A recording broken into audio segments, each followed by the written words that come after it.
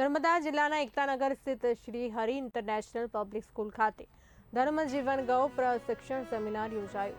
આ સેમિનારમાં ધર્મજીવન ગૌશાળા સંસ્થા ધાંગધ્રા દ્વારા યોજાયો હતો।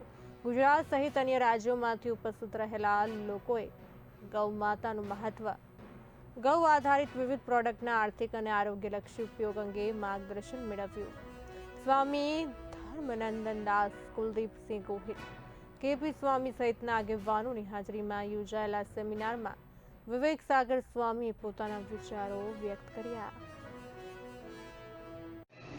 જે પ્રશિક્ષણ મેળવ્યા બાદ એ લોકો પોતપોતાના ક્ષેત્રની અંદર ગૌમાતાના પંચગવ્યનો અને ગૌમાતાનો પ્રચાર પ્રસાર કરશે। અમારો મુખ્ય ઉદ્દેશ્ય એટલો જ છે કે ગૌમાતાને પંચગવ્યના માધ્યમથી અર્થવ્યવસ્થાની સાથે यदि જોડવામાં આવે, લોકો ગૌમાતાની પ્રોડક્ટને પોતાના ઘરમાં સ્થાન આપે તો આરોગ્યથી પણ એ બચી શકે અને આપણા રાષ્ટ્રની જે અર્થવ્યવસ્થા છે એ રાષ્ટ્રની અર્થવ્યવસ્થાને પણ ખૂબ આગળ વધારી શકાય। આ મુખ્ય પર્પઝ આ પંચગવ્ય પ્રશિક્ષણ જે આપણું ચાલી રહ્યું છે એનો અમે શ્રી ધર્મજીવન ગૌશાળા અમારી ધાંગધ્રામાં જે ચાલી રહી છે એ અંતર્ગત 2 દિવસનો એક સેમિનાર, ગૌ પ્રશિક્ષણ સેમિનારનું આયોજન થયું છે, જેમાં આખા ભારતભરમાંથી, નેપાળથી, હૈદરાબાદથી, તમિલનાડુથી, મહારાષ્ટ્રથી, મધ્યપ્રદેશથી, છત્તીસગઢથી, અલગ અલગ સ્થાનોમાંથી ઘણા બધા લોકો અહીંયા પ્રશિક્ષણ મેળવવા માટે આવ્યા છે। જેમાં 2 દિવસ દરમિયાન ગૌમાતાના પંચગવ્યમાંથી એને ગોબર, ગૌમૂત્ર, દૂધ, છાશ, ઘી આમાંથી બનતી જે પ્રોડક્ટ છે